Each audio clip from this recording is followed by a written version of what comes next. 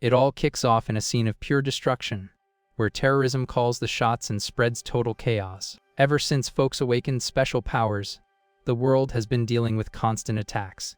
Because of this, government forces could not contain the danger, leaving the weaker crowd with no choice but to hire bodyguards. And among all these hired protectors, one guy in particular ended up standing out in an unbelievable way. He became known worldwide as the absolute strongest bodyguard ever. Right then, the legendary Russian steps up, the guy feared by every single bad actor out there. Our boy has already protected several VPs and has literally never failed a single rescue mission. Then, the panel drops the bomb that his insane success rate is 248%.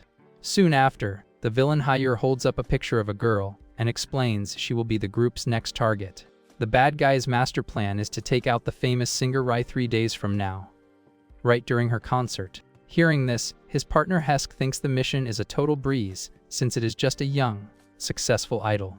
But the sidekick starts listing off her career stats, and even her measurements, annoying his buddy, who tells him to zip it. Questioning why he knows so much about someone who is about to be cancelled, the guy hears that it is crucial intel. At that moment, Hire warns that there is one massive pending issue with this mission, making his partner curious. With that, the villain reveals that the girl's personal bodyguard is the highly dangerous Rishin. Looking thoughtful, Hesk mentions he has heard a ton of rumors about this famous protector. Asking if his partner has ever met him, Hire says no and is asked what the rival's actual skill is. Facing that, the bad guy explains rumor has it he can wield every single weapon on the planet. Intrigued by the claim, the sidekick asks for details, but the informant admits he does not know much else either. Suddenly, a mocking voice pops up, calling the duo a bunch of cowards. Brushing them off, the woman argues that, at the end of the day, the target is just a mere bodyguard. The villain is introduced as Nader, a super dangerous Class A threat who just drips arrogance. Poking fun at the enemy's supposed skill, she claims it is impossible for one guy to carry that much firepower. Super confident, the villain promises to send both the protector and the singer straight to the Shadow Realm. However, a massive blast of blue energy completely wrecks the wall of the hideout by surprise. Amid the rubble, the bad guys start coughing their lungs out due to the insane amount of dust. Spooked, the villains try to figure out where that sudden and devastating attack came from. Still confused by the breach, Nader tries to peer through the smokescreen. Looking closely, the villain spots a mysterious silhouette stepping up. Revealing himself in the middle of the chaos, the intruder carries a sketchy briefcase and stares down the enemies.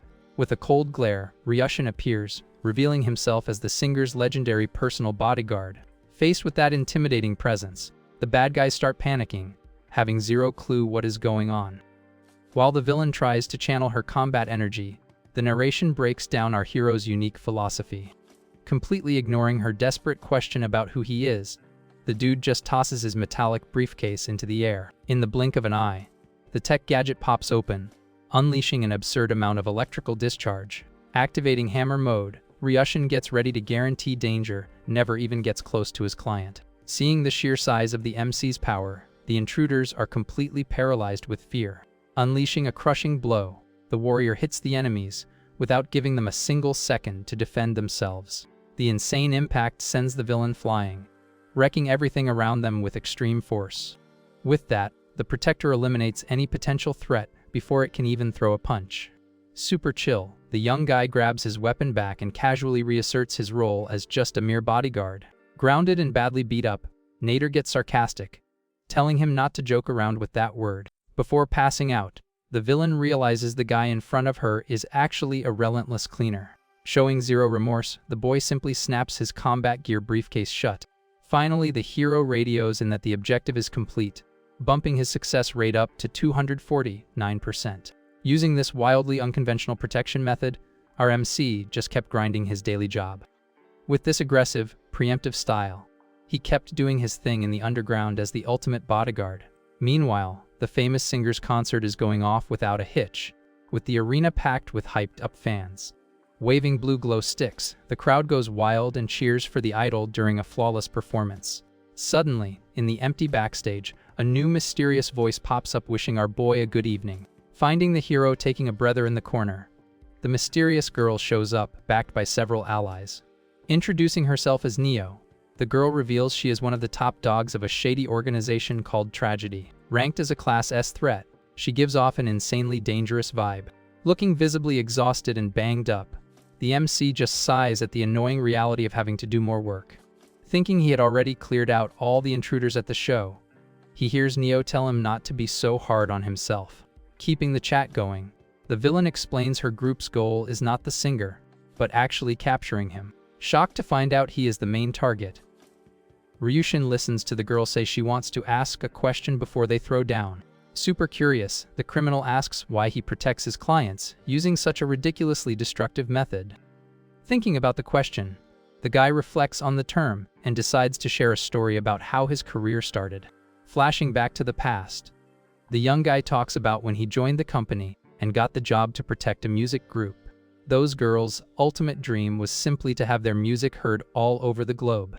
On the day of their very first official gig, the team was feeling super confident and full of high hopes.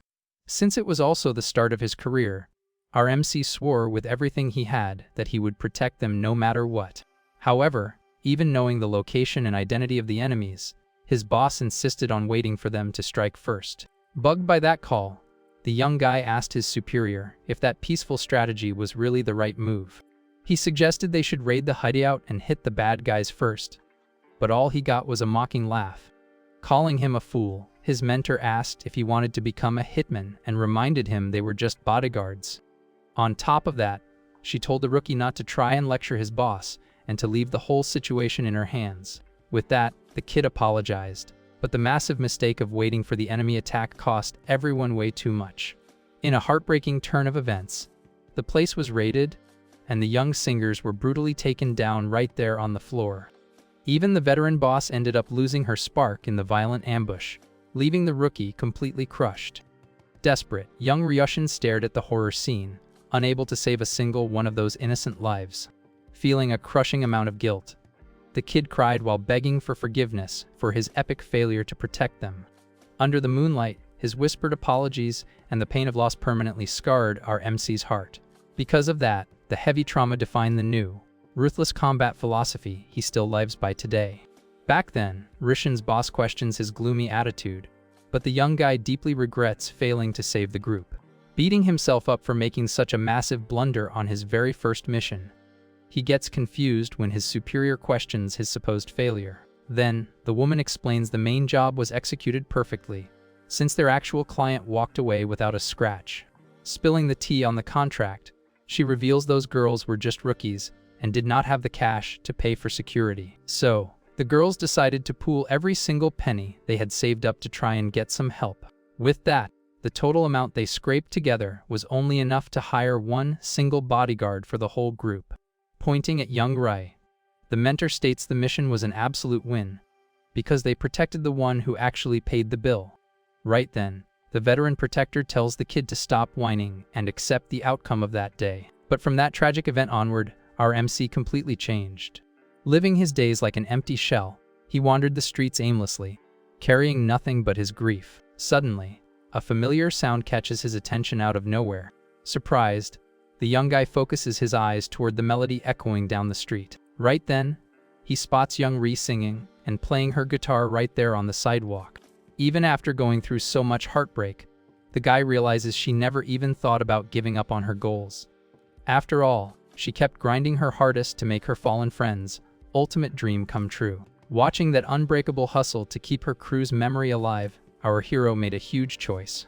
While following her footsteps, the MC finally found his own purpose in life. To make sure a tragedy like that would never go down again, he decided to become totally ruthless. With that, the young guy swore to preemptively wipe out any threat that dared to pop up in the world. Finding the backstory touching, the villain Neo finally gets why his protection style is so aggro. Keeping it real, Rishin asks her what her actual goal is there, since she obviously did not come for the music. He then asks if she is part of Tragedy, the notorious large-scale crime syndicate. Cool as a cucumber, she totally confirms his suspicion without missing a beat. She explains that she and her crew are there acting strictly as reps for the organization. Then, the intruder calls Ryushin by name and drops that she has a business pitch for him. Intrigued by the random approach, the guy asks what this offer is all about. So, The girl pitches a truce where the group will leave him and Rai alone if he stops hunting them down. She argues it is literally impossible to wipe out all bad guys, since new threats will always just pop up to replace them. With that, the criminal suggests it would be way smarter to team up with people he can at least negotiate with. Holding out her hand with pure confidence, she waits for the final answer from the dreaded bodyguard. Staring the villain down with total disgust, the MC asks if she has ever heard a famous saying. With a cold glare, Ryushin flat out states that he does not negotiate with terrorists. Annoyed by her nerve, the hero calls the bad guys a bunch of clowns without hesitating for a second. Right then, the leader orders an immediate strike, and the squad rushes in to take him out once and for all. Furious at the disrespect, Nisai asks who he thinks he is calling a clown. Firing up his tech gadget, the young guy asks if they even know what they are walking into. Even with the enemies charging right at him, he stays locked in on his defensive game plan. Suddenly, all the power in the venue is cut, dropping the whole place into pitch black darkness. Freaking out in the dark, the goons complain they cannot see a single thing. Trying to regroup amidst the total panic, the grunts start yelling for their boss. At that moment, the villain sparks up her flame baton to try and light up the area, screaming for everyone to chill out. She tries to get a grip on the situation, but when she looks at the fire-lit floor, Nisai sees her entire squad already knocked out cold. Shell-shocked by how fast the counterattack was, she cannot even process what just happened. Then, Ryushin explains he always cuts the venue's lights right before the singer hits the stage. Using the total darkness, the hero pops back up, delivering a crazy fast surprise attack. He adds that this tactic is standard security protocol for all his protection gigs. Caught totally slipping by the swift strike, the villain can barely even react. With that, Ryushin lands a devastating punch that sends his opponent flying backward. Thanks to the brutal impact of the charged punch, the criminal spits blood onto the floor.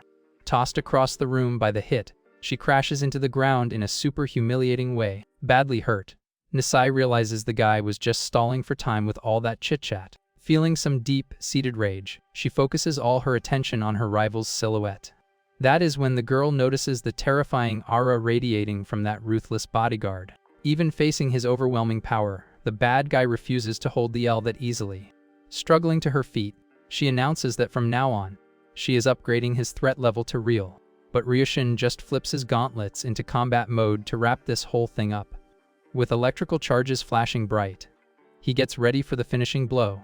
Mocking the boy's grind, the villain asks if he seriously thinks he can just delete all danger. Standing tall, the young guy just stays ready to handle his opponent's rage. Furious, the boss yells at him to stop acting so cocky while she channels her flames.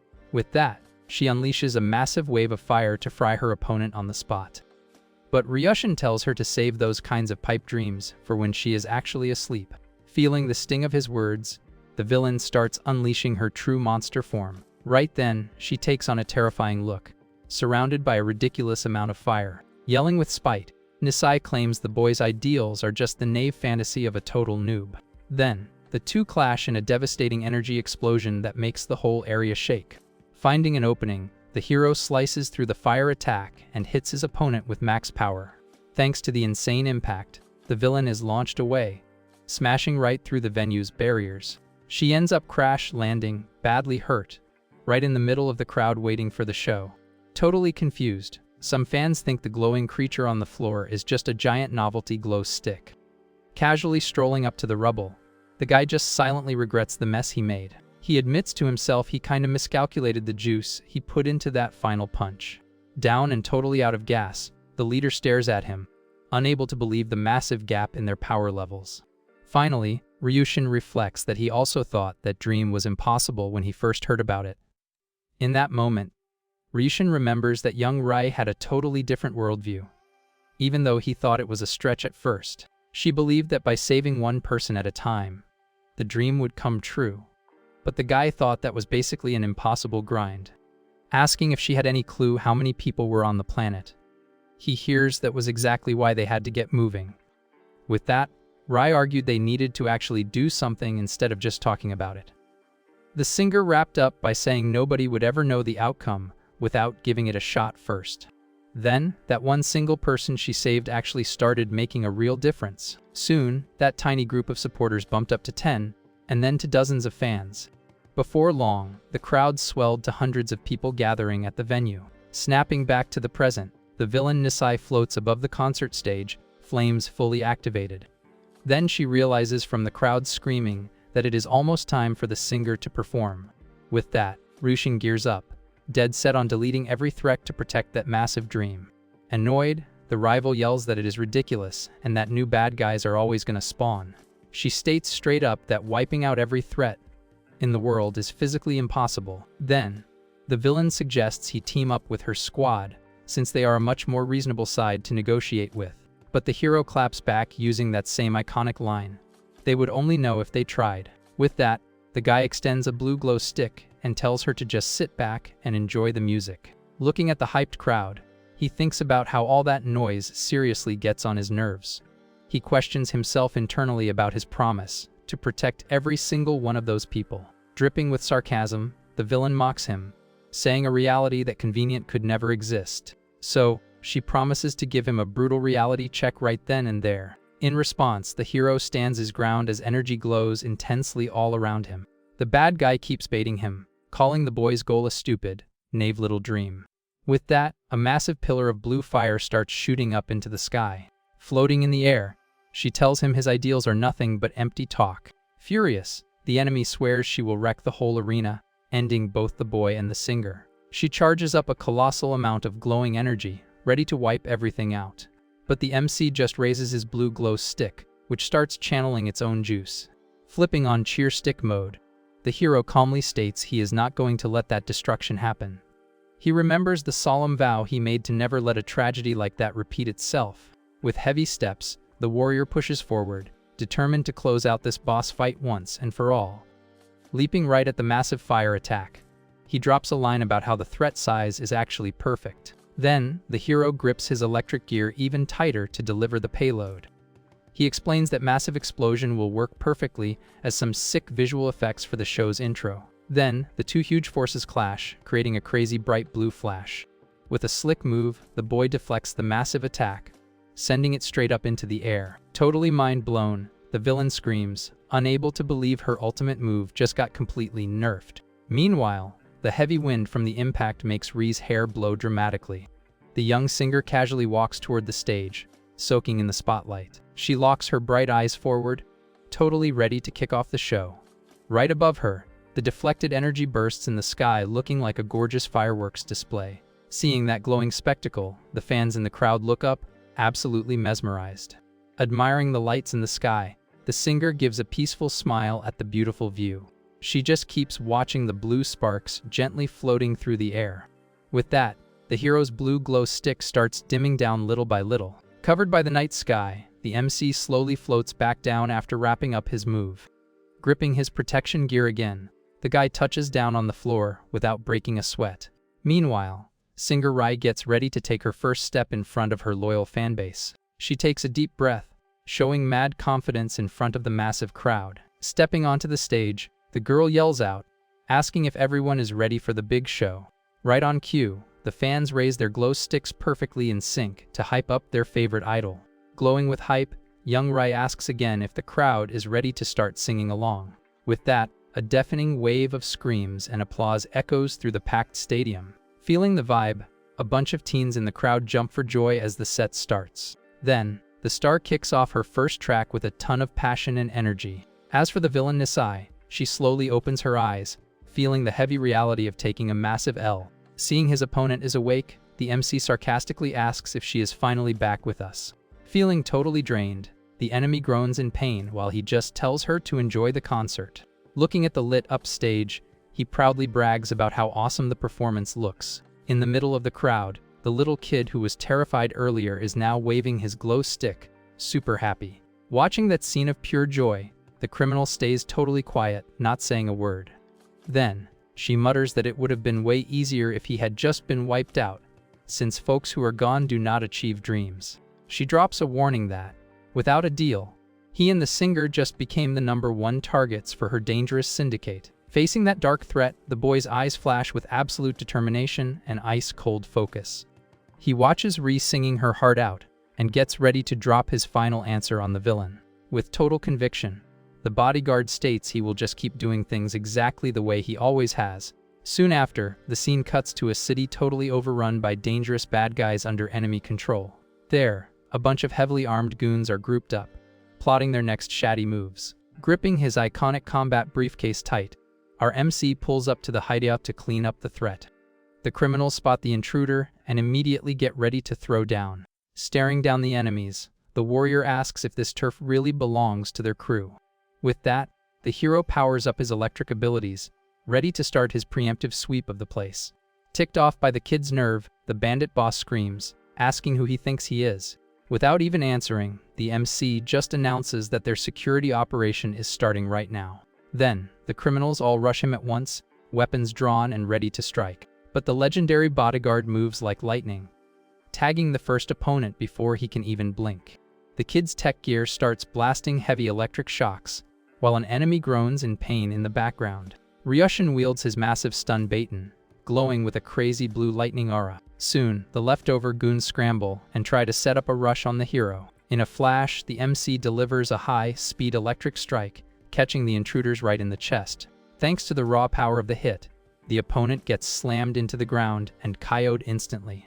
Looking around, the rest of the bad guys realize their whole squad got wiped out in one go, leaving nothing but dead silence. Blinded by rage, the goon leader screams, demanding to know what the heck this intruder thinks he is doing. Grounded and banged up, young Neo flashes a cocky grin and asks if the villain finally gets the picture. Without missing a beat, Ryushin firmly states that all of this is just part of his protection gig. Hearing that, the remaining criminals just stare at each other in total silence, completely lost. Then, the brown-haired opponent mentions over his shoulder that, just like the rumors say, this kid has some serious screws loose. Taking slow, chill steps, the guy in the green jacket and shades sarcastically asks if this absolute wreck really looks like security. Introducing himself as Ostium, the Class S guardian of that zone drops the MC's name with a heavy, imposing tone. Ryushin replies that it is definitely protection, claiming that everyone standing there represents nothing but trouble. He adds with a dark glare that, sooner or later, they would become a threat, which is exactly why he is taking them all out right now. Furious, the ginger criminal dares the kid to try and attack, but the veteran guardian holds out his arm, telling him to hold up. Before they start throwing hands, Ostium says he has a very important question, leaving the young guy curious. Pointing at the massive area around them, the powerhouse villain asks how the kid managed to find their secret hideout. Right next to them, the hostage Neo lets out some muffled groans because of the gag in her mouth. Ostium explains the spot is top secret, totally off the radar even for most members of their own security agency. Still on the ground and unable to break free, the girl just tries to mumble something through her panic. Just then, the prisoner gasps as she feels the cold presence of the bodyguard standing right next to her. Surprising everyone, Neo starts laughing out loud and mocks our MC, giving him fake pity for his impending doom. Dead serious, Ryushin just locks eyes on the girl, having zero clue why she is suddenly talking trash. Ostium proudly reveals that this is the one and only entrance to the city center, guarded by some seriously heavy hitters. Ostium flexes that he himself has never let a single intruder get past, acting like an absolute brick wall. Then, the enemy declares the only reason he even exposed the location was to turn the hideout into the kid's final resting place. Hearing that, the green-haired girl gives an evil smirk and claims her buddies are going to cancel the MC for good. Ostium starts barking orders for the squad to attack, but stops mid-sentence, calling out to his teammate and getting her attention. With eyes glaring with pure hatred, the terrifying boss asks if she has completely lost her mind. Startled by her leader's tone, the green-haired girl just lets out a confused noise. Ostium screams in rage, asking how she could sell out their secret base just to save her own skin with such a brain-dead idea. Then, the furious guardian points right at the girl and demands to know where the heck all her other subordinates went. Sweating bullets, the girl awkwardly confesses that her entire crew got busted and hauled straight to the concert arena. Ostium gets even more ticked off thinking she sold out her own squad. But the prisoner swears they just got bagged together. Dripping with disgust, the villain calls the girl trash and says she somehow manages to drag down the reputation of literal criminals. Then, he drops a cold sentence as soon as they finish Ryushin. She is getting permanently cancelled right there on the spot. Hearing her boss's brutal verdict, The girl's eyes go wide, and she goes into full meltdown mode. In her head, she deeply regrets everything, unable to understand how her plan backfired so badly. Meanwhile, the goons in the back get hyped for a fight. As the girl mentally admits, she thought they would just stomp the hero. The girl suddenly realizes in a panic that if the bodyguard loses this fight, it is game over for her too. Watching her freak out, Ryushin calmly observes that it really seems like her own team hates her guts. Trying to play it cool, the girl laughs nervously and argues it is all just a huge misunderstanding between besties. But the angry bad guys tell her to shut her trap, threatening to rip her nails and horns off in a totally uncalled for way. Faced with all these terrifying threats, the green-haired girl panics and starts crying her eyes out. The other crew members join in on the roast, totally trashing the prisoner's loud style and overall look. Ryushin is honestly kind of impressed and asks what on earth she did to make her own squad hate her this much. Totally cornered by the hate, the young girl just sobs on the floor, unable to defend herself from the roast session. Meanwhile, the other criminals keep yelling and dropping pure toxic hate on their ex-teammate. Desperate, Neo begs the hero to hold his ground, which basically confirms to the bad guys that she is a total snake. Stepping up, Ostium offers the bodyguard one last out, prompting the guy to ask what the deal is. The villain offers to let him walk away if he hands over the girl, making the captive completely lose her mind in panic. She warns the hero that bad guys never keep their promises, but the boss claps back that she is literally one of them. Staying totally quiet, the MC just stares thoughtfully at this whole messy situation. Looking at the guy with teary eyes, the girl anxiously waits for the call that is going to decide her fate right now. Ostium just waits silently for his rival's answer, looking super expectant. Scratching his head, looking unsure, the kid wonders out loud what he should do, totally confusing the girl. He argues there are way too many enemies and he does not see a path to victory, shocking the goons listening in. Grabbing the girl by her horns, the guy suggests taking the deal to avoid the headache, making her scream in terror. She claims he can stomp them easily, but the hero retorts she only survived because she is literally the weakest bad guy ever. Ryushin mentions that fighting them would basically mean protecting a criminal, while the girl asks what is so wrong with that. The captive argues that bad guys also have the right to hire security, making the gang leader laugh at how goofy that sounds. With that, the MC turns his back and starts slowly walking away, leaving the girl staring in pure shock. He coldly adds that she is not even officially his client, leaving the green-haired girl completely speechless. Ignoring the prisoner's desperate screaming, the guy just waves goodbye as he gets ready to bounce. Feeling completely left out to dry, the girl stares at the guy's back with a look of absolute sheer panic. Taking advantage of the opening, the mob of goons charges mercilessly at the girl, weapons raised. Seeing a game over coming at her fast, the captive starts sobbing loudly, fully losing it. The ginger bad guy thrusts his spear without holding back, screaming that traitors get an instant game over. Even at the absolute brink, the young girl keeps screaming the bodyguard's name, begging him to save her.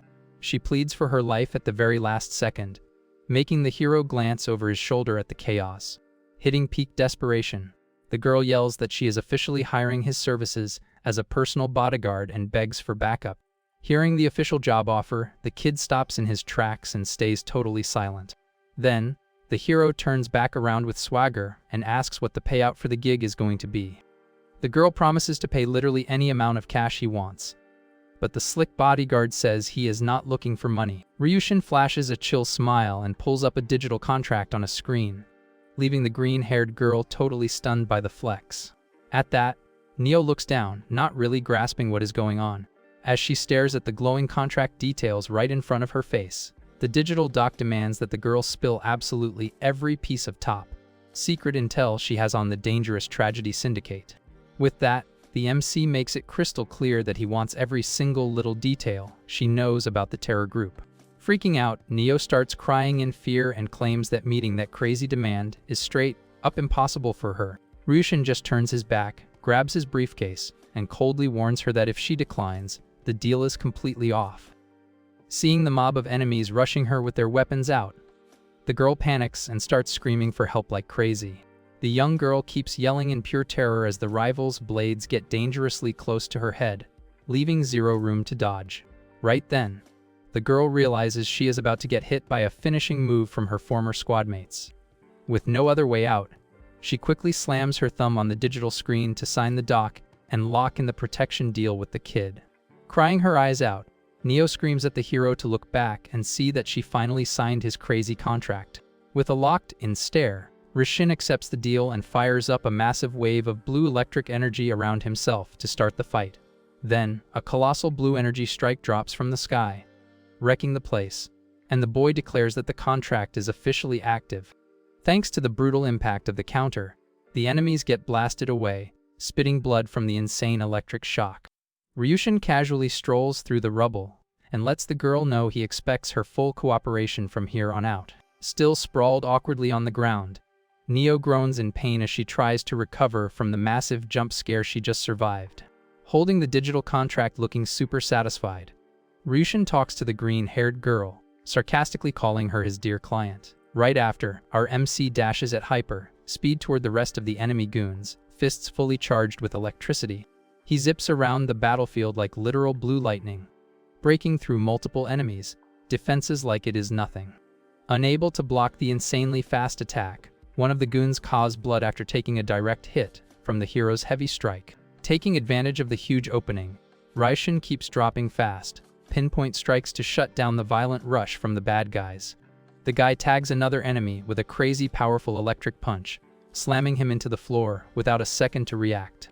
With that, the hero keeps up his relentless momentum, landing a perfect kick that sends another goon flying across the chaotic scene. With buttery smooth moves, the MC hits a lightning, fast sweep kick, dropping a few more bad guys trying to sneak up behind him. Seeing all that destructive power, the last few goons standing panic and back up, terrified of their rival's juice.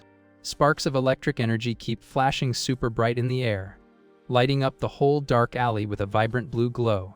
Landing one more quick strike with his baton, the warrior shuts down a spear, wielding enemy before the guy can even twitch. Ryushin finally wraps up the brawl, standing totally chill among the bodies of the knocked-out rivals on the floor. Neo watches the whole thing in absolute shock, hyping up the MC's unbelievable strength after seeing that insane flex of power. She thinks to herself how the guy handled dozens of enemies in literally seconds, blowing even the crazy rumors about him out of the water. The green-haired girl wraps up her thoughts, admitting to herself that Ryushin is actually way more OP than she ever guessed. But she starts stressing out, remembering that the terrifying boss Ostium is on a completely different level than the rest of these goons. Neo knows the guy has a special ability so busted that pure brute force alone could never beat it in a 1v1. Meanwhile, the narration breaks down that the mysterious Naftafel is a city totally run by bad guys with hidden entrances. The text adds that even if someone found the base, no bodyguard has ever managed to step foot inside that secret zone. The reason security is so tight is the dreaded Ostium, the guy tasked with guarding the city's main gate with his life. Watching his opponent from a distance, Ryushin realizes the veteran guy in the green jacket is the very last roadblock to finishing his job. Ostium walks up slowly, rocking a green aura, and praises the MC for sweeping so many grunts in the blink of an eye.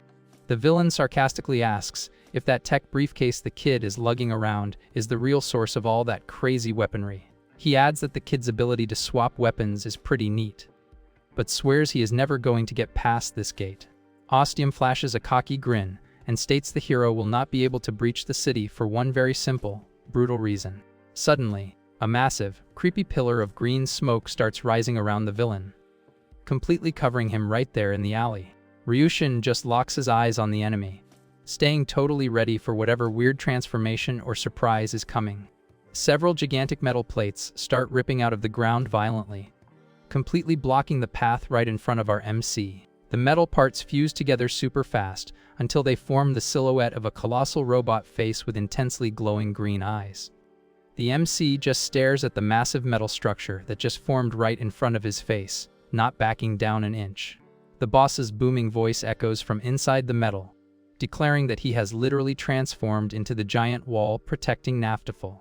Ryushin fires up the electricity in his gauntlet and casually notes that the ability to turn into a giant door actually isn't half bad. The kid notices his opponent is getting bigger by the second and gears up to launch a direct hit against the unforgiving barrier. Leaping straight at the giant metal face, the hero jokes that being bigger just means he has a larger hitbox to punch.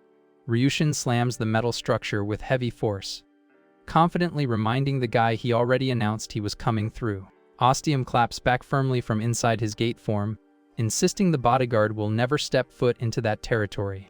Dripping with sarcasm, the MC just asks if his opponent is really that sure before prepping his next move.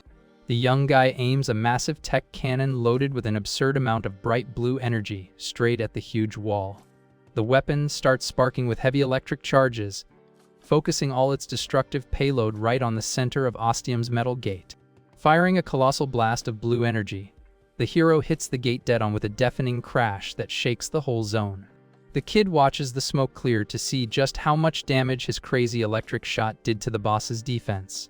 But the giant metal gate reappears completely untouched without a single scratch, brushing off the energy blast like it was nothing.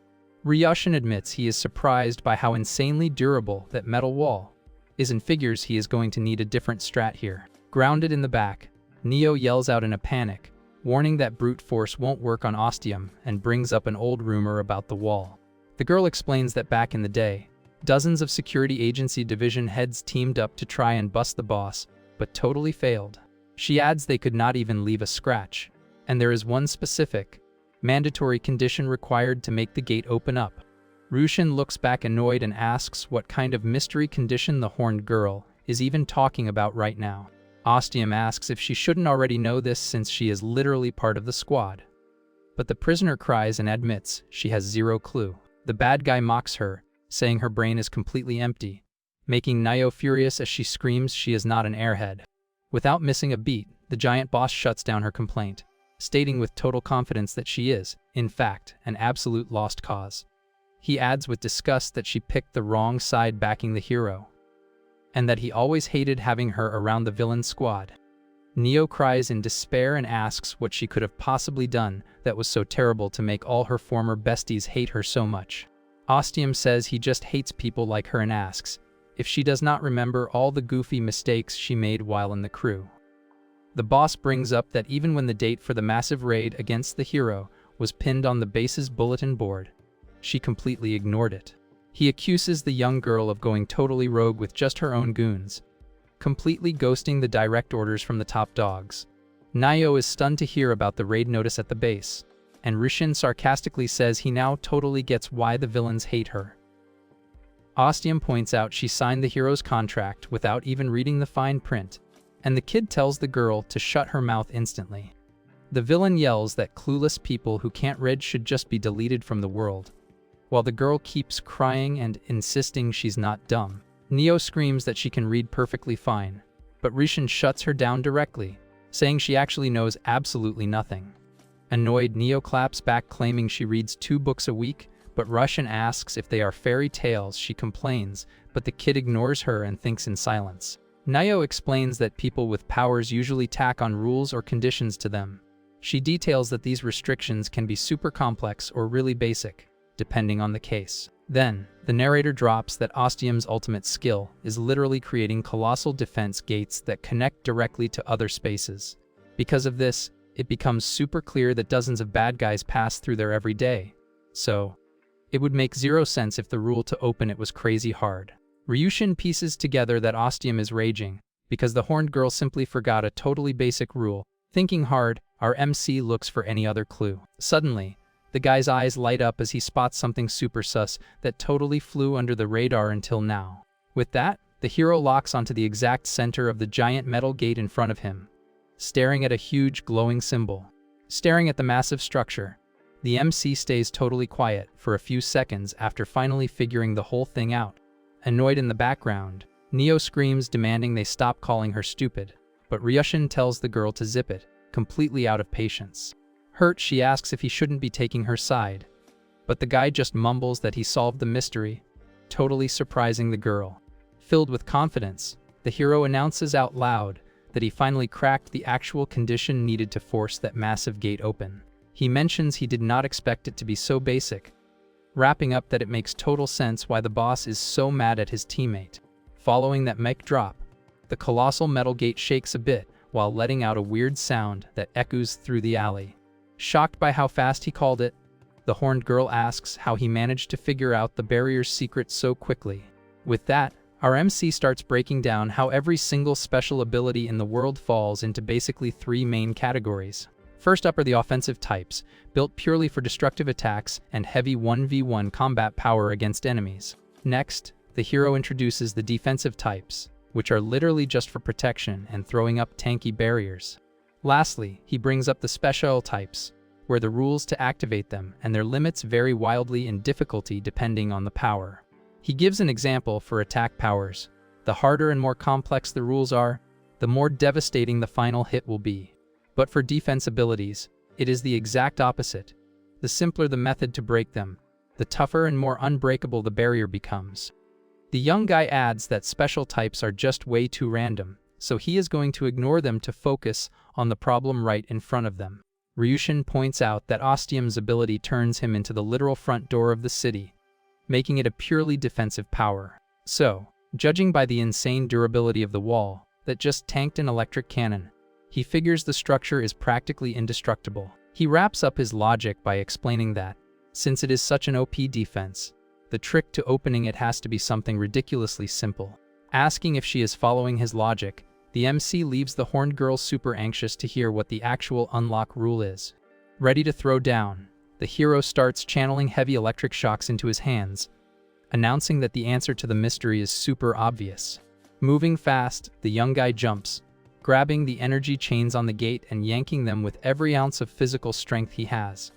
With that, massive electric sparks start flying as he pulls on the metal structure with absolute determination.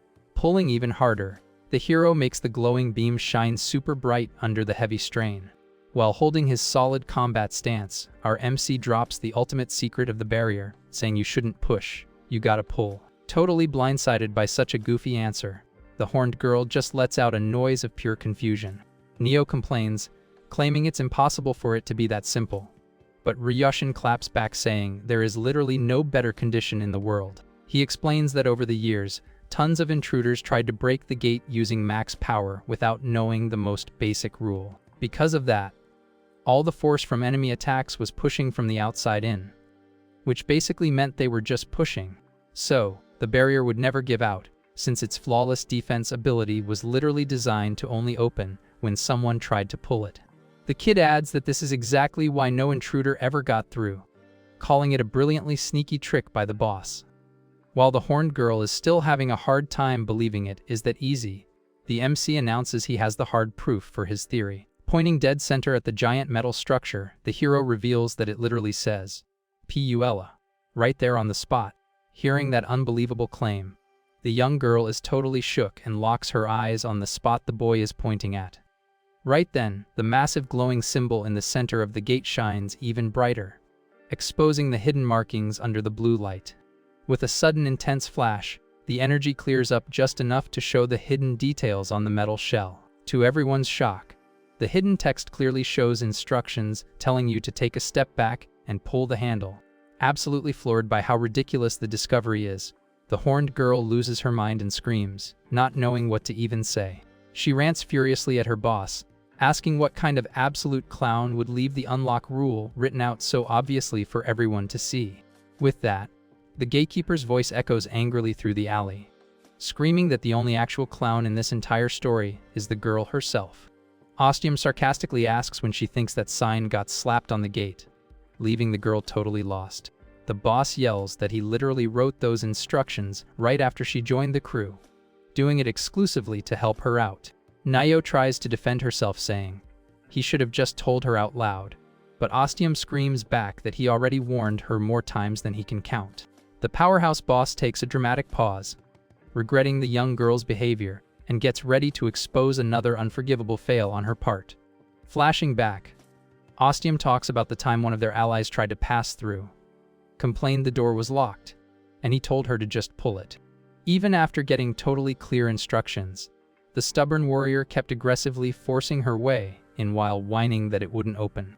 She kept insisting it was jammed, pushing the boss to basically beg, with zero patience left, for her to just do the pulling motion. Completely ignoring her teammates' warnings, the girl drew her sword and took a violent swing right at the barrier itself. The boss rants with pure hate that no matter how many times he explained the simple process, every single member of the squad just kept pushing. Rushin sarcastically agrees, pointing out there are always those people who try to push even when it clearly says pull. Ostium rages that they all act completely illiterate, ignoring the written instructions and just trying to brute force the door. Feeling super guilty and embarrassed, the horned girl quietly admits she had absolutely no idea that was actually the real rule. Almost crying out of sheer frustration, the boss begs her to finally learn how to read, only getting an awkward reply from the girl. Locked in on his main goal, the hero announces he is going to execute the pull method the right way and demands they open the path immediately. However, the boss refuses and says that even with the rule met, he will use all his tankiness to block the hero from getting in. Rushin flashes a slight, sarcastic smirk and asks what the boss is even talking about, trying to resist the force that is coming his way. Flexing his muscles to the max, our MC starts yanking on the glowing chains, stating that a gate that refuses to open. Under the terrifying pressure from the hero, the boss starts to panic as he realizes just how insane that strength is. With a devastating flex, the warrior pulls the chains with everything he's got and finishes his thought: a door that won't open should just be called a wall. A massive explosion of blue energy starts glowing in the center of the structure, making the horned girl scream the boy's name in fear. With a cold, focused glare, our MC states with absolute confidence that a real gate needs to do its job and open all the way. Under the colossal pull, the giant metal wall starts ripping in half, while the panicking boss mourns the very first L of his life. The boss rants angrily that this humiliating defeat is entirely Neo's fault, claiming this whole mess only happened because he wrote that warning for her. With the path completely busted open by the hero, Ostium's final furious scream echoes through the alley, swearing he will never forgive his teammate. Feeling guilty about her coworker's tragic fate, the horned girl just gives a super awkward smile while looking at all the destruction. The hero finally packs his combat gear back into his tech briefcase as the dust from the epic brawl starts to settle. Grounded and completely shut down, the boss drops one final symbolic tear, seeing his legendary flawless defense get completely wrecked like that. And just like that, the once massive, unbreakable defense gate guarding Naftafal's secret entrance got smashed to pieces. With the path cleared, our MC gives a small smirk and starts walking into enemy turf, with his ally trailing close behind. Carrying his new client on his shoulders, Ryushin walks through the rubble of the secret entrance, officially kicking off his raid on the dangerous city. While our heroes are on the move, the scene cuts straight to the massive, futuristic tower that acts as the Grand HQ for the Tragedy Syndicate. Inside, a bunch of top-tier execs from the terror group are chilling in a dark, shady room lit up only by heavy neon lights. Right then, other high-ranking criminals wait patiently around the table to get this super important meeting started. Then, a mysterious dark-haired guy resting his chin on his hands comments that it looks like everyone finally showed up. With that, he formally brings his fingers together and says it is the perfect time to get down to business for the day. Revealing his serious face under the purple lighting, the group leader straight up announces the official start of their business meeting. A hologram pops up in the middle of the room, and the boss says the main topic is the recent breach by the dreaded bodyguard Rushin.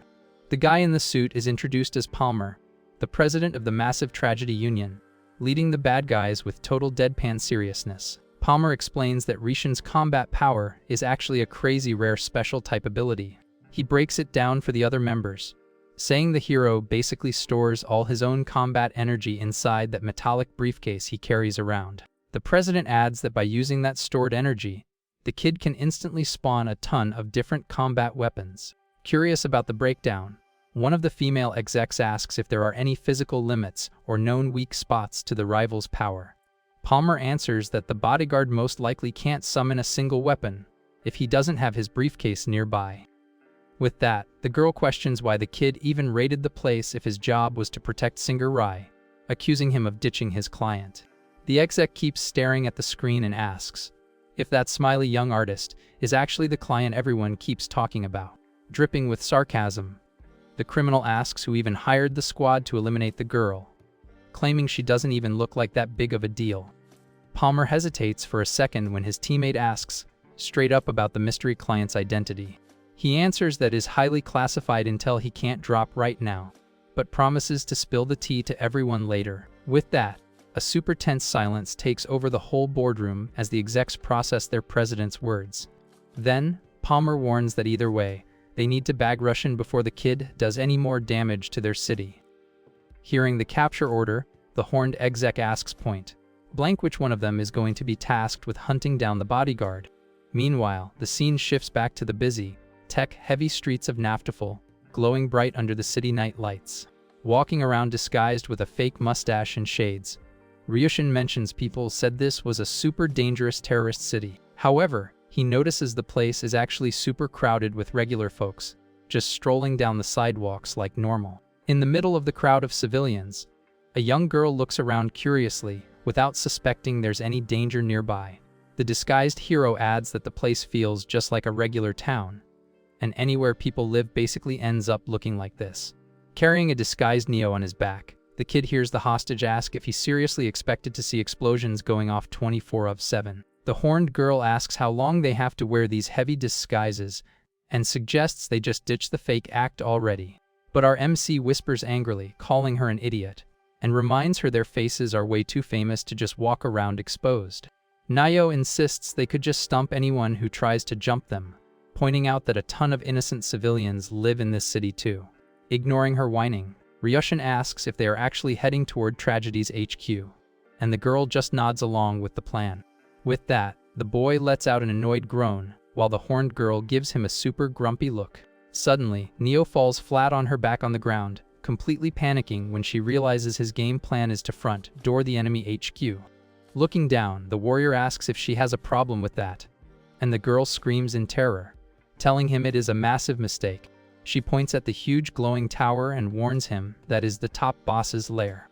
But Ryushin replies that he thinks that is just perfect. At that, the hero gets close to the girl and tells her to remember his unique philosophy. When it comes to the protection hustle, he coldly explains he prefers to wipe out every threat before they even get close to his client, viewing the lair as an absolute goldmine. Freaking out, Neo asks what he plans to do raiding the place completely solo, and the boy questions if he is actually alone. He gives the girl a confident look and reminds her they are actually a duo pulling off this crazy dangerous mission. Nayo screams that she is not on his side because she is a proud villain, and tells him to just accept he got dumped by his own client. She suggests the kid rethink his plan and look for more backup before raiding, but our MC gives her a serious reality check.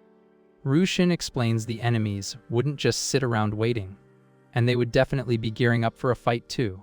He argues that would only make the battle even bigger and drag it out, so he decides the best move is to crush them all right now.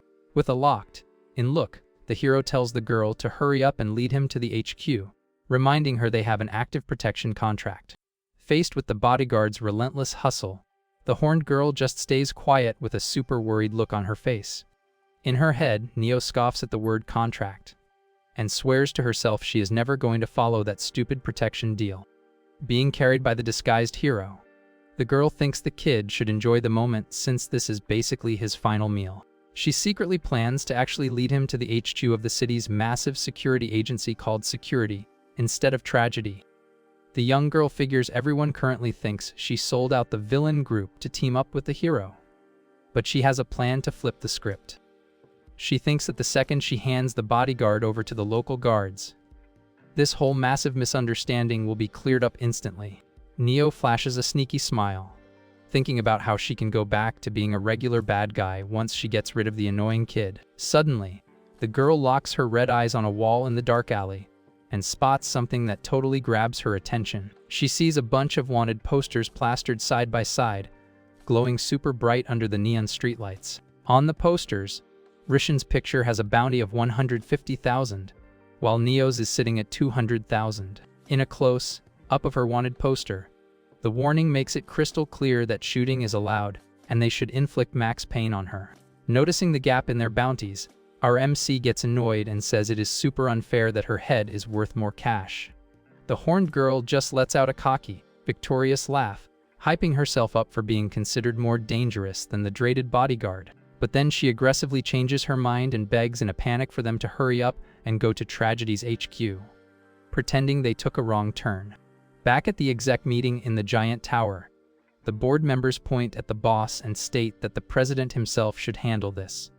Hearing his squad call him out directly, Palmer is completely shook and asks if he heard that sheer audacity right. One of the female execs firmly argues that the group absolutely never takes jobs when they don't even know the client's real identity. Another member backs her up, saying Palmer is the only one who knows who the mystery client is, demanding he sort out the mess himself. The president stays totally silent for a few seconds under the purple lights as he stares down his crew at the table. With an exhausted sigh, he admits he has no other choice and reveals he was already planning to spill the truth to everyone soon anyway. Palmer starts talking and drops that the mystery person who ordered the hit on Singer Rai is actually, but before he can even finish his sentence, a colossal crash makes the entire HQ building shake violently. Down on the streets of Naftaful, the civilians who were just chilling look up in total shock after hearing the massive explosion.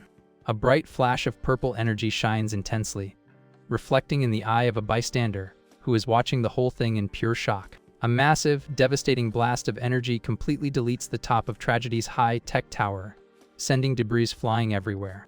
Faced with that sudden and brutal attack, the civilians on the street go into a full panic, having no idea what is going down.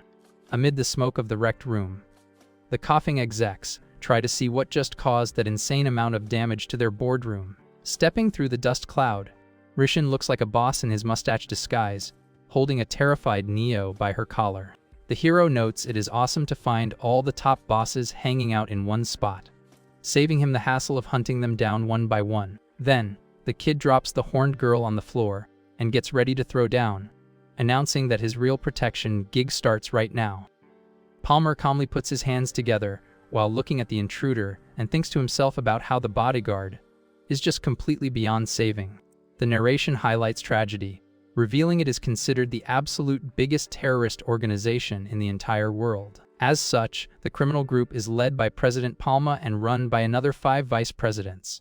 Right then, the bad guys stare at our MC standing in the middle of the wrecked hall, carrying the young girl on his shoulders.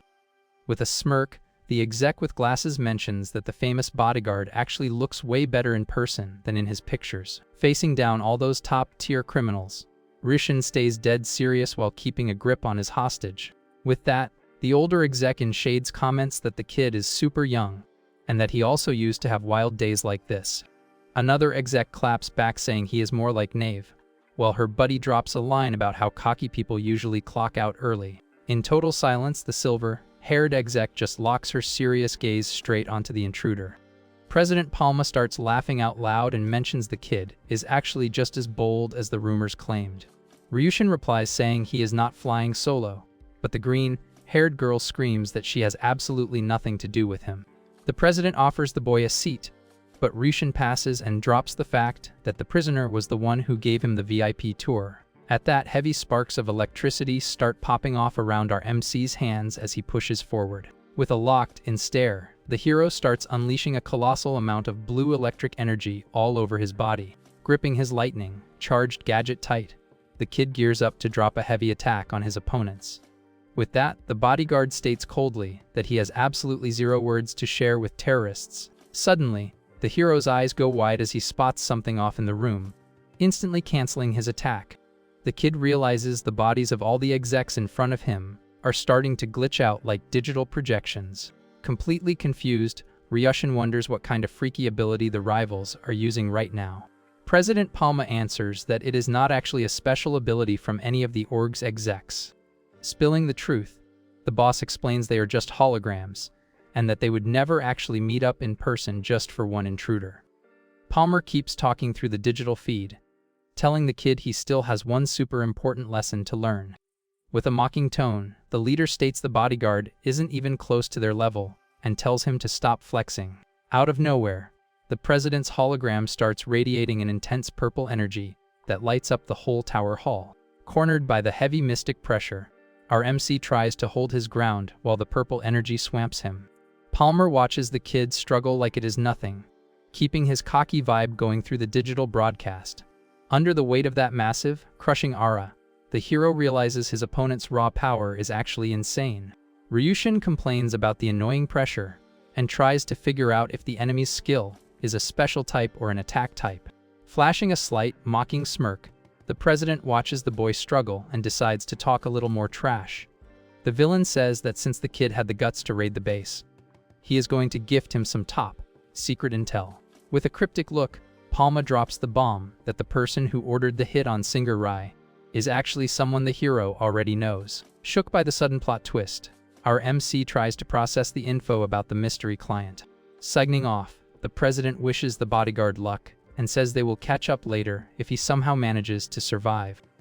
Deep in thought, the young guy wonders who on earth this familiar person could be that wants his precious client cancelled. Suddenly, Neo screams in absolute panic, grabbing the hero's attention, and warns him this is definitely not the time to be spacing out. Pointing at the entrance, the horned girl yells in terror that the bad guys are rushing them fast. Raishin glances toward the door and calmly asks who exactly is coming after them. With that, the girl reveals that the highly dangerous marshals are pulling up, just as a silhouette appears at the top of the tower. Curious about the fancy title, the hero asks what the deal is with these warriors that have his alley completely shook. Stepping out of the dust, the older general casually fixes his tie and mentions it has been a hot minute since his last mission. The guy is introduced as Mastro, the military boss, who comments on the explosion he heard at the top of the building. With a dark stare, the old man declares it has been way too long since he last put on a solid combat performance. Neo goes into full meltdown mode, saying it is game over for them, while Rishin asks if the new rival is really that big of a deal. The girl explains the old man's threat level is Class S, making the hero repeat the rank with some curiosity. Dripping with sarcasm, the kid says that sounds pretty weak since Ostium was also Class S, but Neo breaks down their ranking system. Staring dead serious at the hero, the horned girl states their organization doesn't scale power levels like that. Neo starts explaining that tragedy operates exactly like a massive corporate business. She details that Class D and C members only handle low-level section chief roles inside the crime ring. Keeping the breakdown going, people ranked as Class B act as department heads for the organization. Next up, the super-skilled Class A members take on the heavy responsibility of being deputy directors. Finally, everything above that is run by Class S, where combat power varies wildly depending on their actual job title. Sweating bullets, the horned girl warns that the old man who just arrived is completely off the charts. The new challenger is introduced as the actual president of internal security, the guy running the defense for all of tragedy. Giving off a terrifying vibe, the old man proves he is an insanely powerful warrior and a massive threat to anyone. Mastro starts waving his hands like a legit orchestra conductor, dropping surprise waves of blue energy into the air. Gripping his glowing baton tight and pointing it up, the old man kicks off his attack symphony, calling for a fast tempo. Moving super fast, the hero grabs the girl and jumps back to dodge the rival's dangerous energy strike. A massive blast of blue energy slams into the ground, completely wiping out the floor where the duo just stood. Grounded and crying in pure terror, the horned girl mourns their hopeless situation, screaming that her life is officially over. Mastro stands tall in front of an army of armed guards and orders everyone to gear up for a fight. With that, the old man orders his elite squad to play a final funeral requiem to permanently shut down the intruders. The narration breaks down that tragedy is the biggest terror corporation around, run by Palma, the VPs, and 10 presidents. At the bottom of the pyramid are the grunts, scaling all the way up to the supreme command at the top. Nio wraps up her explanation facing away, confirming the strict corporate ladder that runs that whole enemy city. Then, the shield with a treble clef pops up, showing the security president leads an elite squad called the Marshals.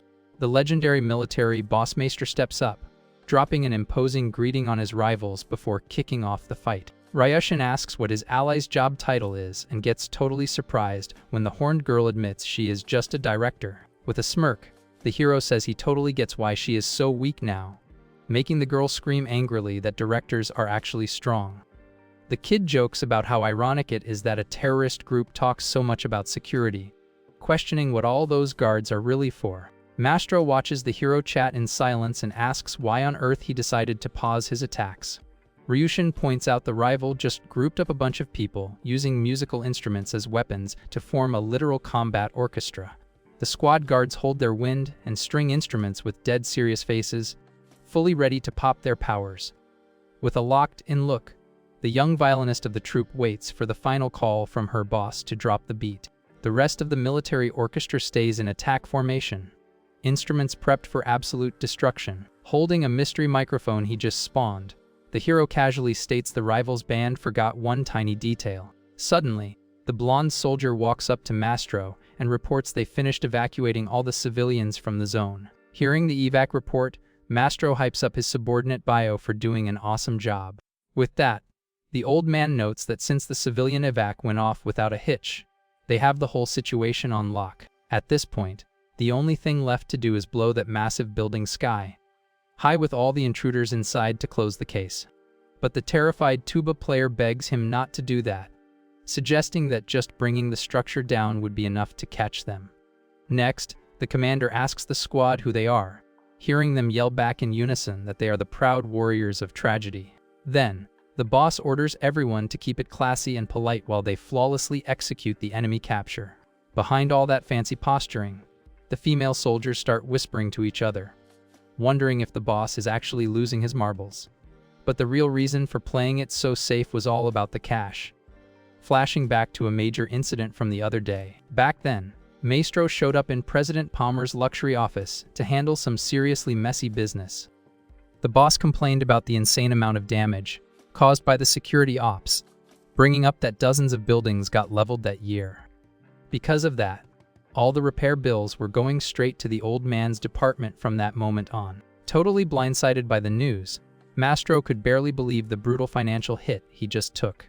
Back in the present, the duo of intruders is super confused as to why the soldiers are just standing there instead of rushing them. Deciding to make a move, Maestro clears his throat and orders the string trio to push up and bag the targets immediately. Ready to throw down, the three elite musicians ready their instruments and confirm the capture order with dead serious faces. Questioning their own roles, the other soldiers ask why they are even there, only to hear the boss say they are just on support duty. Thinking about the situation with his traitor subordinate, the old man mumbles he needs to figure out what to do with her. With that, the three elite musicians start marching toward the battlefield to kick off the final showdown. Watching the opponents pull up, Ryushin spots the movement while Neo notes their leader is finally making a play. Raising his glowing baton high, Mastro gets ready to conduct the track that will spark the brawl against the duo. Then, the string trio starts playing a magical symphony that makes a massive, colorful light shine all over the wrecked building. Setting a fast tempo, the commander orders a quick pace so his soldiers can rush in with max power. Gripping their musical weapons looking super serious, the trio sprints at top speed toward where the hero is waiting. Gearing up for the clash that is about to pop off, the hero gets into stance while the girl next to him screams in pure panic. But the troop's violinist randomly stops running, claiming with a straight face that there's something super important they gotta do first.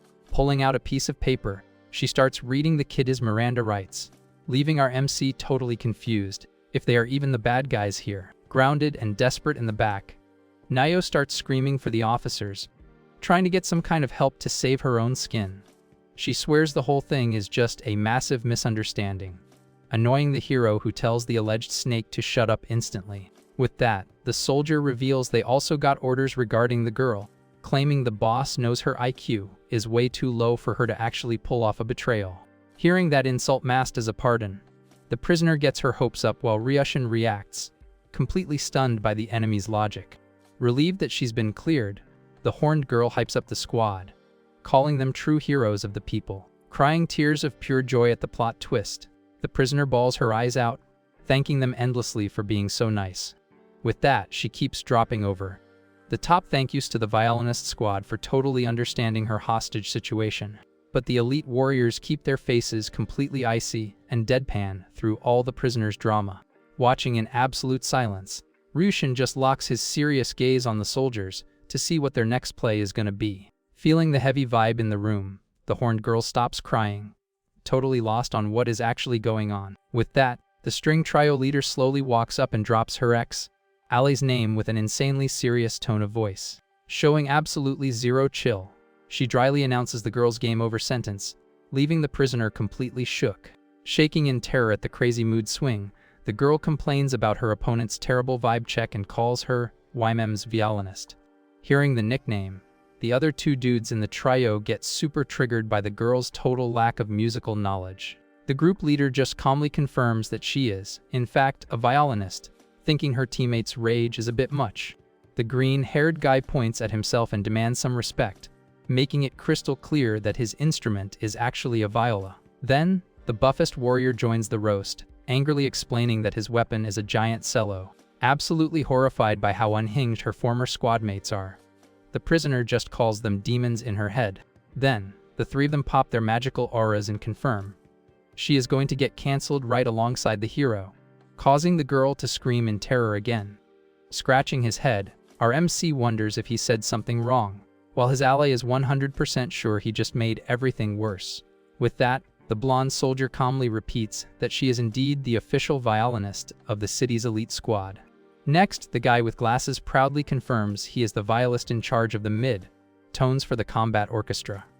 And the third squad member firmly adds that his instrument is the cello, shutting down the whole name debate. Surprising everyone, the leader promises to try and spare the hero's life with the boss, making Neo scream in rage since she's the only one getting the permanent ban. With an exhausted sigh, the violinist mentally regrets that she can't sort out her ex-teammate's mess peacefully. She claims that with such rigid mission-focused allies backing her up, her hands are totally tied by the group's rules. Ready to drop the ban hammer without a second thought, the two dudes grip their musical instruments tight. With that, the trio leader coldly declares the traitor is getting wiped out right there in the hall, totally ignoring the girl's terrified screams. Suddenly, a massive destructive blast of purple energy slams the area hard, kicking up a huge cloud of dust. The soldiers are shocked to see their attack got blocked, while a voice pops up saying he won't let the young girl get cancelled. Flashing his glowing electric shield, Risshin protects the horned girl and claims she is his big payday, or rather, his client. Then, our MC stares down the three opponents and casually calls out each of their instruments to prep his counterattack, labeling all three of them as actual threats. He promises to delete them from the match without a second thought. Watching the showdown from the back, Mastro starts sweating bullets, mentally begging the trio to keep things looking classy. Dropping into combat stance, the three rivals line up with their gear ready to kick off their deadly attack melody, asking if everyone is fully geared up to start. The elite trio leader gets an instant nod from her squad. With that, the young violinist announces they are going to drop their combat symphony using an insanely powerful and destructive classical track. Locked in on the fight about to pop off, the veteran bodyguard waits completely deadpan for the rivals to make the first move. Then, the three musicians start playing perfectly in sync, dropping glowing magic notes that float through the air. A massive wave of purple and blue mystic energy starts popping off around the elite trio, covering the entire battlefield. Seeing the danger pulling up, the hero shakes the knocked out horned girl on the floor, telling her to wake up right now if she wants to live. Suddenly, a hyper-fast musical energy strike slices through the air straight at our MC, who dodges it with crazy good movement. Slowly waking up, the horned girl tries to push herself off the floor while looking at the absolute chaos popping off around her. Whipping out his stun dagger, the kid warns her he won't be able to tank everything for her and demands she start dodging on her own. With that, the three enemies launch an absolute barrage of razor-sharp musical notes right at the intruder duo without letting up. Using his insane speed, our MC starts dodging and parrying the energy blasts with super precise movement. Locked in on every single enemy strike, the young warrior keeps a close eye on the power beams zooming through the air at top speed. Swinging his glowing dagger fast, the warrior lands precise slices on the destructive sound waves to shut down the danger. Even with the ridiculous amount of magic attacks flying across the stage, the skilled hero keeps dodging like a total boss. Right then, Risshin gets caught off guard and pulls a mid-air flip to dodge an energy blast that misses him by a hair. As the attack zooms by, the hero finishes his jump while the purple and green power beams streak across the zone super fast. Sticking a safe landing, our MC drops some genuine hype for the rivals' musical skills. Right after, the enemy trio keeps shredding on their instruments, while the kid tries to figure out why their attacks hit so hard. With that, the boy quietly admits to himself that the destructive power of that symphony is actually pretty scary. Looking smug, the violinist notes that Ryushin actually has a good ear for spotting their squad's musical talent. But the hero claps back saying his client Rai is a pro singer, which is why he knows how to appreciate a solid track. Laughing at the comeback, the violinist admits our MC really does have a top-tier client under his wing. Then, She confesses she actually feels bad about taking him out, but explains the three of them are just way too dangerous to be left alive. Dripping with sarcasm, the hero suggests the trio should just switch teams and work for him instead of trying to attack him. Annoyed by the side chatter, Neo yells from the floor, demanding they stop hyping each other up and actually start fighting. Even while scrambling to dodge attacks on the ground, the horned girl complains about this supposed harmony the hero keeps hyping up. Right then, she screams in a panic for the bodyguard to just finish the bad guys before she ends up taking a stray hit. Letting out a tired sigh, our MC complains that it would be a massive waste to take down such talented musicians. Getting back to the track, the violinist states it has been a long time since they played for someone with such refined taste.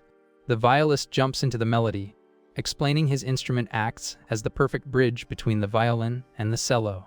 Following up, the cellist adds that he provides all the heavy support at the bottom, making them a flawless trio on the battlefield.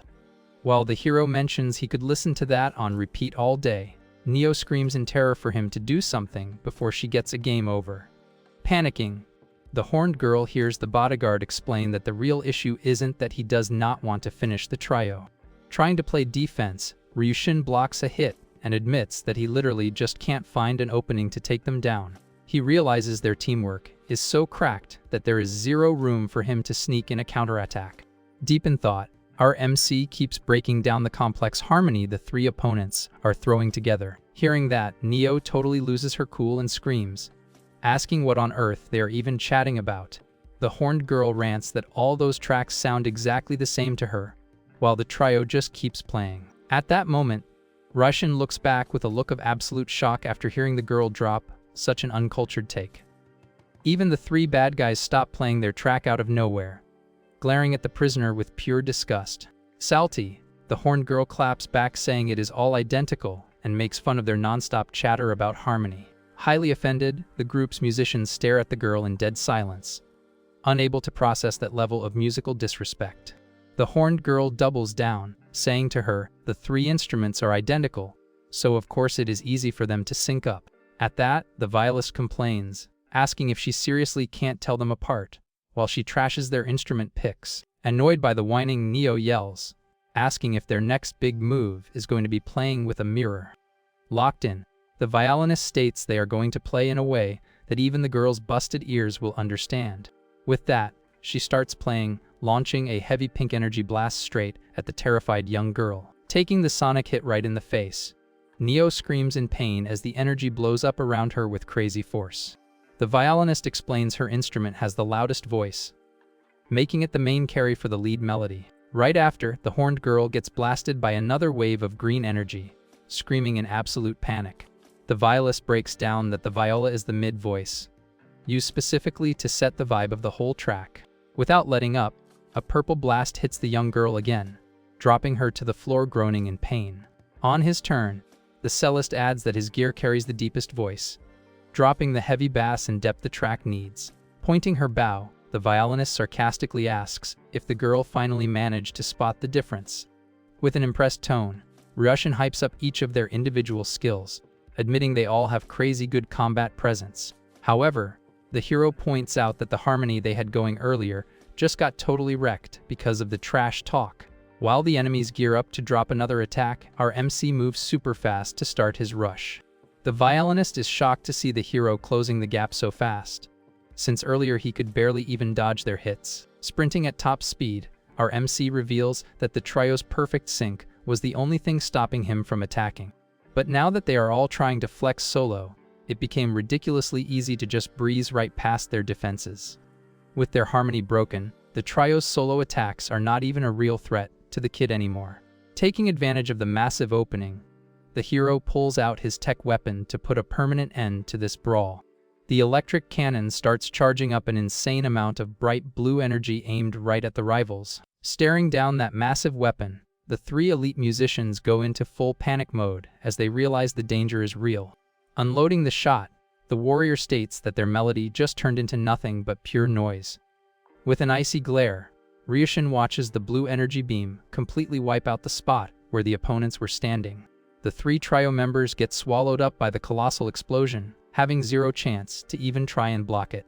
Watching the top of the building get wrecked, Mastro and his subordinate go into absolute panic over the impact. A massive pillar of blue light blasts right through the building's roof, lighting up the enemy city's dark sky. The old general cries over his wrecked building, while the violinist stresses over what happened to her string trio. Amid the debris falling from the roof, the bodies of the 3 defeated squad members drop to the floor in a super humiliating way. Mastro runs through the smoke and rubble yelling for his soldiers to see if anyone actually survived. Spotting the bodies knocked out on the floor, the squad's female soldiers take a few steps back, completely spooked. Right then, the violinist struggles to ask if everyone is alive, while the other 2 buddies just groan in pain on the ground. Seeing her precious instruments smashed to pieces, the young violinist loses her mind, unable to believe her eyes. Mastro drops to his knees on the floor and holds the pieces of the wrecked violin, begging for it not to be completely busted. While crying his eyes out, the old man yells, asking if the squad has any clue how much cash those high-tier instruments cost the org. Blinded by rage, the old general mumbles Ryushin's name with a look of pure fury, totally out for revenge. Stepping out of the smoke cloud, our MC looks like a boss standing next to Neo, staring down the rivals dead serious. Drawing his military sword, the general orders his entire army to push up and avenge the humiliating L the string trio just took. But the hero answers with a chill smile and points out that the 3 opponents are actually still breathing on the floor. Ignoring the comment, the old man asks his assistants if the backup instruments for the trio are already prepped to go. With a threatening vibe, the general warns that if they break the new gear, the financial hit is coming straight out of their paychecks. Raising his hand like a true conductor, the old man gives the final cue for the whole orchestra to start their ultimate track. Seeing the massive amount of soldiers falling into formation with their weapons, the horned girl and our MC watch closely. Right then, the commander waves his baton, dropping a colossal wave of bright purple energy straight at the intruder duo. With that, Ryushin reacts fast, popping the electronic controls on his gadget to set up a defense barrier. The hero projects a massive circular blue energy shield to block the rush of the opponent's devastating attack. With a brutal impact, the purple energy wave crashes hard into the electric shield, creating a huge flash on the stage. Watching the enemy troops push up, Ryushin realizes that adding more bad guys to the field is just boosting their firepower. Our MC mentions over his shoulder that the track is getting more impressive by the second, making Nayo scream in panic for him to just protect her. Reading the situation carefully, the veteran bodyguard mumbles to himself as he checks out the rival's combat formation. Right then, the hero notices that every single soldier there has attack skills that turn their instruments' sound into raw destructive energy. On top of that, the kid realizes the group leader is popping a special buff ability to max out the warrior's strength. Ryushin figures out the army's flawless sync, basically deletes their weak spots, making any sloppy counterattack super risky. Deciding to pull aggro, our MC calls out to his ally, leaving her totally confused by the random shoutout in the middle of the chaos. Straight up, the warrior orders her to start trash, talking the enemies right now to try and mess up the group's harmony. Not getting the game plan, the horned girl asks about the trash talk and hears from the kid that she needs to ruin their performance. He explains he is hunting for an opening to strike, but their flawless defense isn't showing a single crack. Asking how she is supposed to pull that off, Neo hears that insulting people is literally her main skill, and she should just say whatever pops into her head. With that, the horned girl hypes herself up and screams at the top of her lungs at the musicians to grab everyone's attention. Climbing onto her protector's shoulders, the young girl takes the high ground, while the boy keeps the energy shield up to tank for them. Neo makes a goofy face and yells that their music is pure garbage, mockingly claiming she plays way better than the whole squad combined. Hearing those playground insults, our MC asks if she is in kindergarten, but she claps back saying she was just following orders. Ryushin highly doubts that goofy trash talk is going to do any real damage to the enemy army. However, the squad's young musician actually gets super tilted, proving that Nayo's strat is doing work. Furious at the roast, the soldier starts playing aggressively while the boss waves his baton to chill the group out. Mastro asks everyone to cool it and not let such low-tier bait ruin their performance. Neo points out they bounced back super fast, keeping our MC on high alert watching the rivals' moves. Ryushin thinks the best play would be to tilt the main conductor to permanently break the orchestra's rhythm. Deep in thought, the hero starts looking for a way to shake the veteran military boss's focus. Suddenly, the conductor commands a smooth move to channel a new, wildly powerful wave of mystic energy. With that, an intense purple light starts surrounding our MC and his ally right in the middle of the wrecked hall. A colossal beam of energy explodes violently, hitting the zone in a devastating and ruthless way. The brutal impact rocks the building's structure, sending debris and dust flying all over the upper floor. Managing to tank the terrifying attack, the kid lets out a sigh of relief while trying to catch his breath. At that moment, the hero locks eyes on his opponent after noticing an unexpected reaction from the enemy boss. The old general is sweating bullets as he checks out the massive damage done to the structure of his own HQ. Annoyed, Maestro yells that he told them to play it soft, but the squad claps back that they always go hard on that part. Maestro screams that right now they need to follow his baton and nothing else, getting some totally unenthusiastic replies from his crew. Watching the enemy squad's internal drama, our MC starts cooking up a new, slick combat strat. The boy flashes a confident stance, realizing he finally found the perfect weak spot in that military orchestra.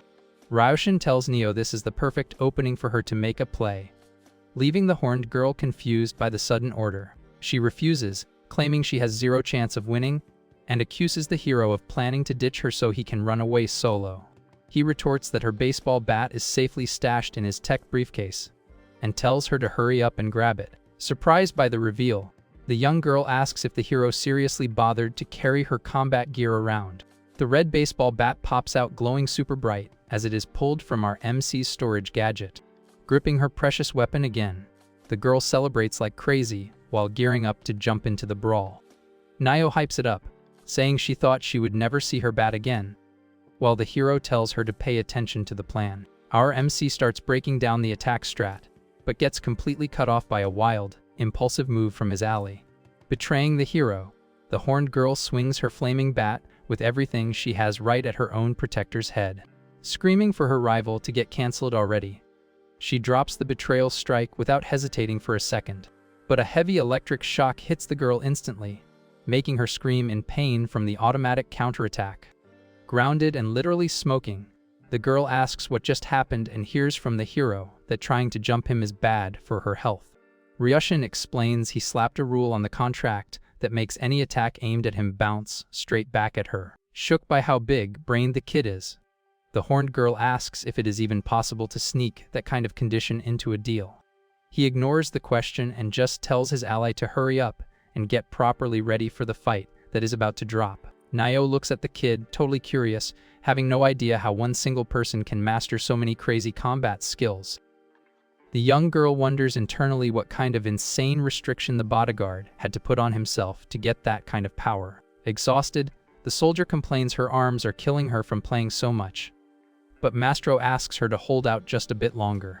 The old general points out the rival's defense barrier is cracking, showing that his juice is almost empty.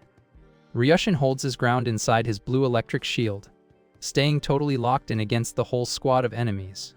One of the soldiers suggests just blowing the building sky high right now, but the boss instantly bans the idea to dodge the repair bills.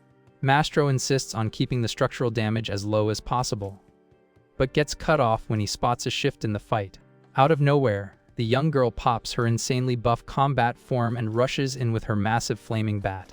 Watching his former allies rush, the veteran general lets out a sarcastic laugh, thinking their W is fully secured. He smugly figures our MC decided to burn all his energy, just keeping the shield up. The boss realizes the hero is holding the barrier to run interference, so his ally can handle the entire offense. Neo raises her massive flaming weapon and activates the first combat form of her devastating demon style. With a destructive leap, the girl swings her metal bat down with max power straight at the enemy squad in front of her. Maestro yells that he accepts the challenge and orders the group to focus all their attack power on stopping the girl's rush. Nio smashes the ground with a devastating blow, setting off a colossal wave of fire and destruction all over the hall. The terrifying clash of powers creates a blinding flash that makes the whole top of the HQ shake violently. Caught totally off guard by the impact, the veteran general screams in panic seeing how heavy the rival's attack hits. The brutal shockwave cracks the walls and starts bringing down the main support beams of the high-tech enemy building. In full-blown panic over the repair costs, Mastro screams desperately to save the building, completely forgetting to conduct his soldiers. The old boss suddenly freezes when he hears a cold, chill voice whispering right behind his back in the middle of the chaos. Ryushin pops up jumping from above and sarcastically comments that the orchestra's musical performance is a total mess. In shock, the general realizes the bodyguard was holding back the entire time just to keep the whole place from caving in. With a lightning-fast move, the hero lands a crushing electric hit that tags the enemy boss without giving him a chance to defend. Unable to even twitch in response, the old general gets blasted into the floor by the sheer force of the heavy electric shock. Standing over his beaten opponent, the hero tells him he should have worried about his own HP, instead of stressing over the building's structure. Seeing their boss knocked out cold on the floor of the hall, the elite soldiers go into full panic mode. Grounded and completely out of gas to keep fighting, the once feared military boss passes out for good in the middle of the battle debris. Seeing the mess, the female soldiers complain they should have just spammed their ultimate from the start, claiming this is just karma for ignoring their warnings.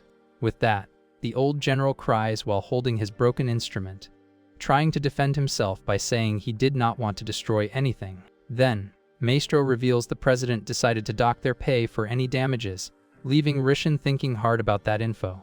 Hearing their boss's financial excuse, the subordinates totally switch up their vibe and ask if he is okay, but he screams that he is doing fantastic. Then, our MC finally gets why their hits were so weak and why their performance kept glitching out during the tremors.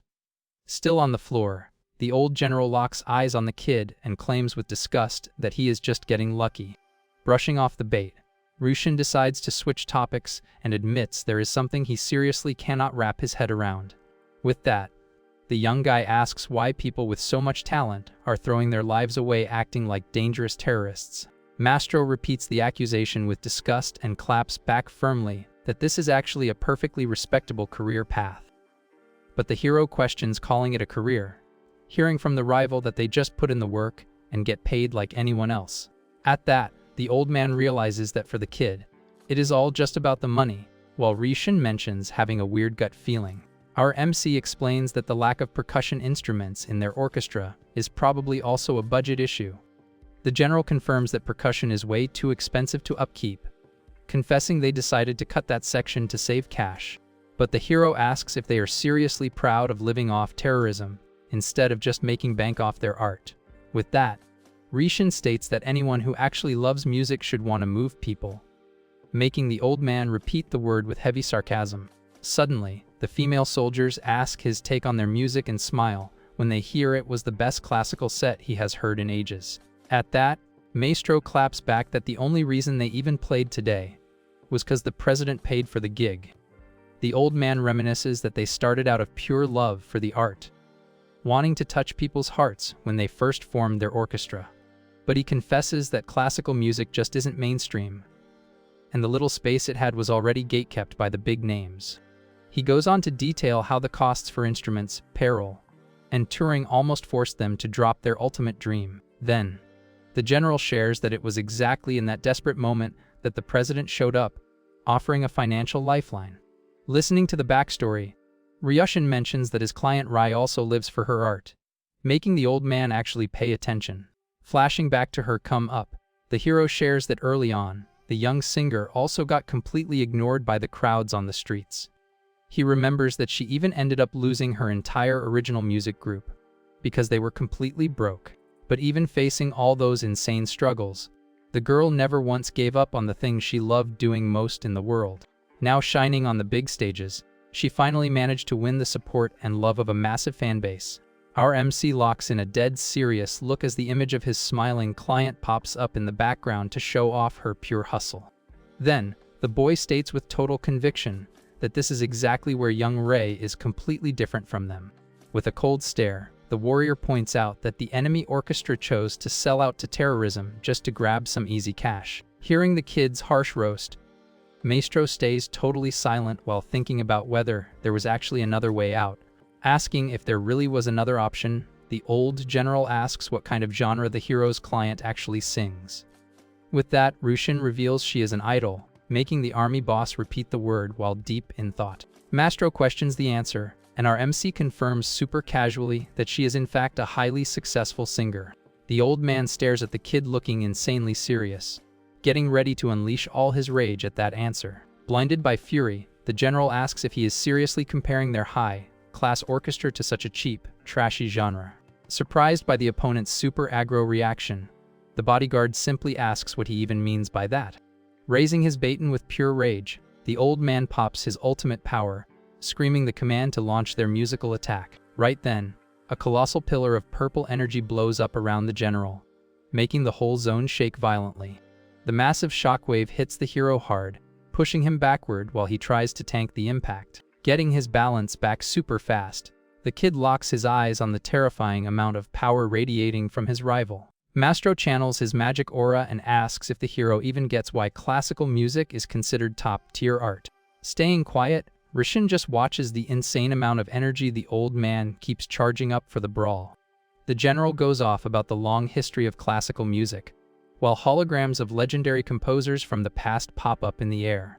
He adds that it takes years of extreme, hardcore grinding for anyone to actually become a true master. With that, he points out that the price tag of classical instruments and their upkeep totally justify the flex of his art. Then, our MC asks about idols, keeping the old general locked in on where this whole art debate is heading. He mentions their history is super short, and that a lot of people say anyone can become an idol just by having a good face. The hero adds that nowadays, machines can basically do all the work, deleting the need for actual musicians on stage. Staring down his opponent's massive energy, the boy points out that the value gap between the two arts is insanely huge. Furious at the comparison, Maestro screams he refuses to get lectured by some cocky kid listening to bargain bin music. Completely unfazed by the yelling, Rushin just repeats the word trash, while keeping his hands chill in his pockets. With a mocking look, the boy asks if their art is considered top tier just because it costs a ton of money. The old general claps back with absolute conviction that material value literally dictates the quality of everything in the world. Then, our MC drops the famous quote that a true master never blames his own tools. But the rival shoots back that any veteran crafter would pick the most expensive tool without thinking twice if they had the choice. Right then, the squad's female soldiers group up and announce they are ready to dump all their available combat power. The commander wonders what power level he should drop and decides a standard attack just won't be enough against the hero. With that, Mastro screams in a rage, ordering them to push past the max limit and use an even more devastating output. Stressing out, the subordinates warn that the entire building could get wiped out and ask who is going to pay the repair bill. Blinded by his anger, the old general promises he will personally tank the entire financial hit for the damages from this epic boss fight. Hearing their boss promise to cover the tab, the soldiers smile, totally ready to throw down without sweating the costs. Then, the elite music squad starts playing at absolute max power, dropping a ridiculous amount of mystic energy into the air. Watching the opponents get so greedy, the hero sarcastically comments on how insanely materialistic that enemy orchestra actually turned out to be. With a dark look and his eyes flashing red, the kid admits he hasn't been this tilted in a really long time. Mastro shoots back firmly that numbers and price tags never lie, gearing up to drop the finishing blow on his rival. One of the soldiers flexes her golden instrument with pride and claims they have the highest paid musicians in the entire city. Raising his hands to conduct the colossal symphony of destruction, the general announces that the real fight starts right now. Right then, the hero hits the controls on his briefcase and points out that this elite orchestra has one massive flaw in its setup. Surprised by the kid's quick call-out, the old general locks his focus onto whatever the rival's next play is gonna be. Flipping his tech weapon into drumstick mode, our MC firmly announces he is going to fill in the missing role. Completely shook seeing the hero's new electric gear, Mastro hears the kid tell them to bring everything they've got. With that, a massive clash of blue energy and magic notes hits the air, kicking off their ultimate showdown.